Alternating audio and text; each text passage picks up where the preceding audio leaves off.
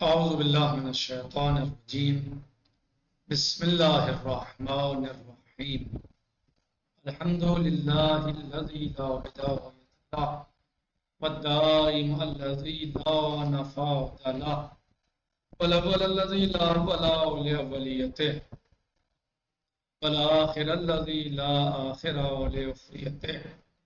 والباقي بعد فناء الخلق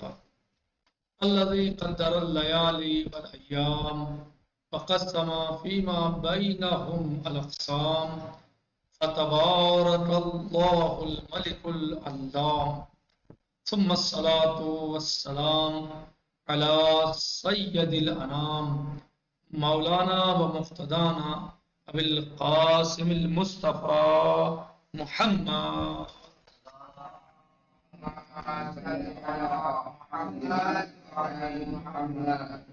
وعلى أهل بيته الطيبين الطاهرين المعصومین المظلومین۔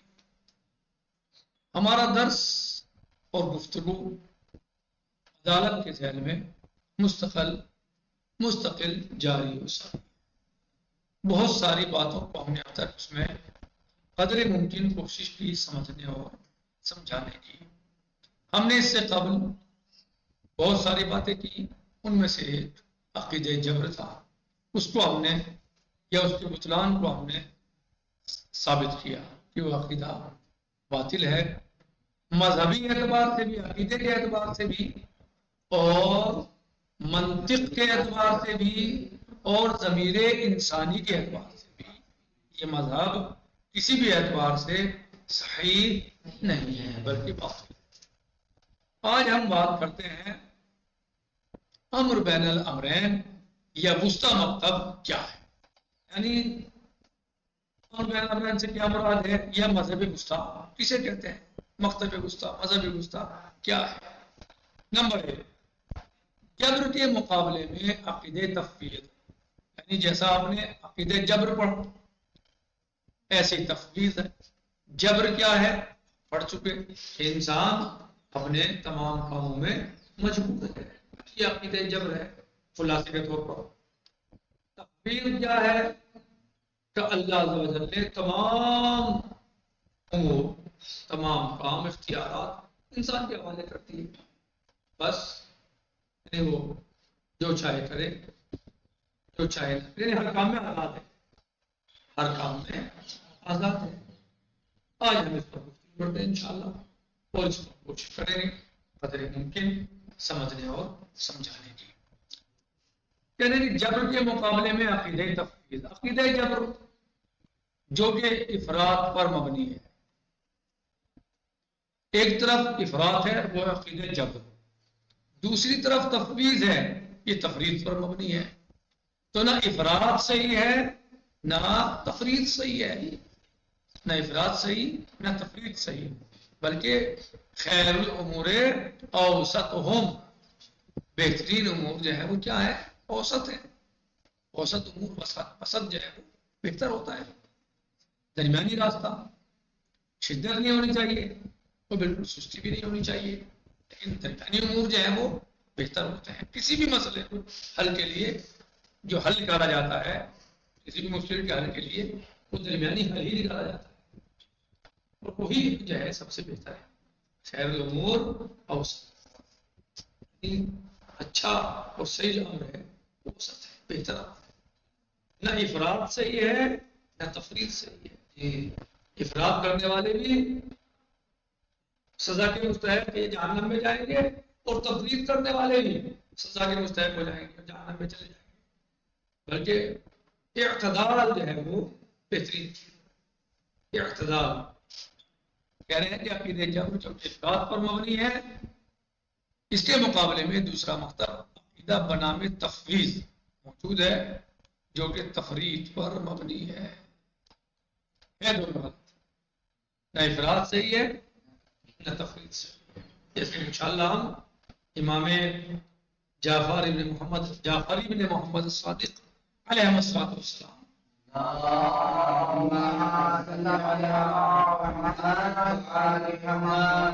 کے قول کو ہم انشاءاللہ ابھی پڑھیں گے آج یا کل، کہ جہاں پر امام علیہ الصلوۃ والسلام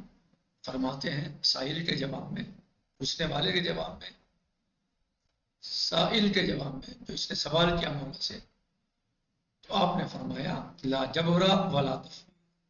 نہ جبر ہے اسلام میں، نہ جبر ہے تو تفویض ہے، بلکہ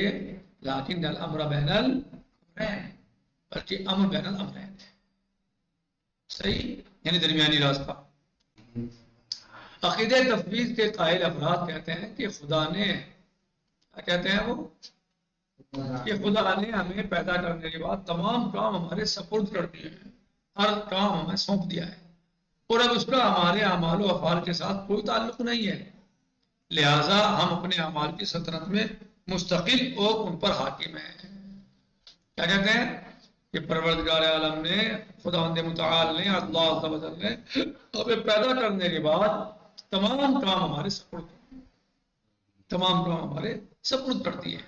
اور اب اس کا اللہ عز و جل کا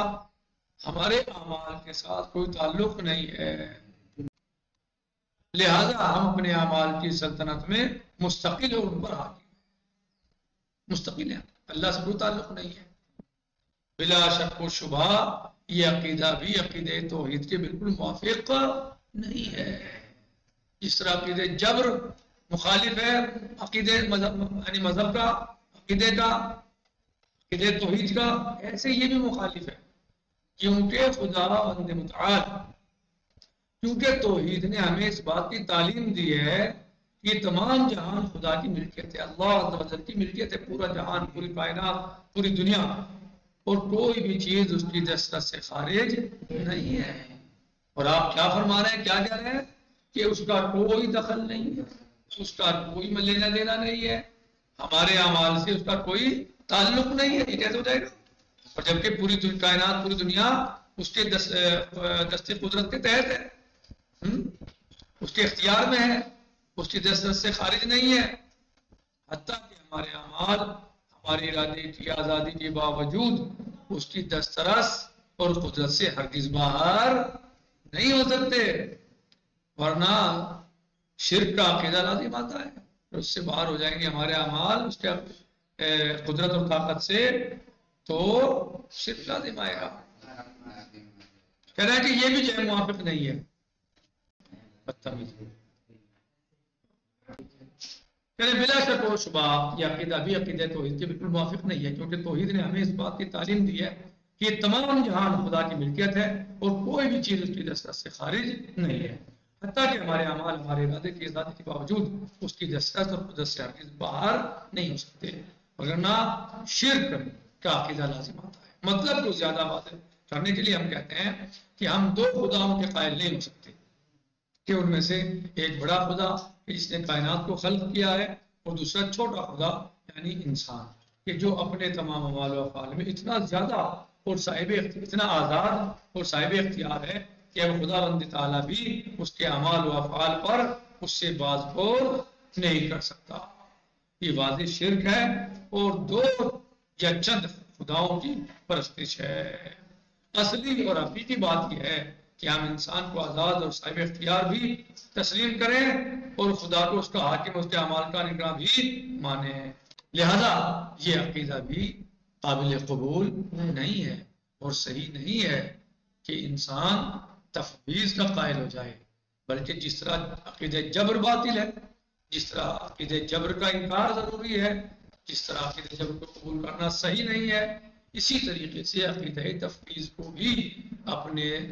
دل و دماغ میں جگہ دینا صحیح نہیں ہے، اس کا بھی قبول کرنا صحیح نہیں ہے، بلکہ وہ بھی باطل ہے، اس سے بھی شرک لازم آتا ہے، اور اہل بیت علیہ السلام نے اس عقیدے کی بھی مخالفت کی ہے۔ مکتب واسطہ ہے درمیانی راہ کا عقیدہ، کہ انشاءاللہ ہم آنے والے درس میں کل انشاءاللہ پڑھیں گے، ہم آج اسی پر اکتفا کرتے ہیں، نکتفی الحمدللہ، باقی سہجی فضل انشاءاللہ، والحمد للہ رب العالمین، وصلی اللہ علی سیدنا و نبینا محمد وآلہ الطیبین الطاہرین۔ السلام علیکم آقا. ورحمۃ اللہ تعالی وبرکاتہ. فی امان اللہ. خدا حافظ. السلام علیکم.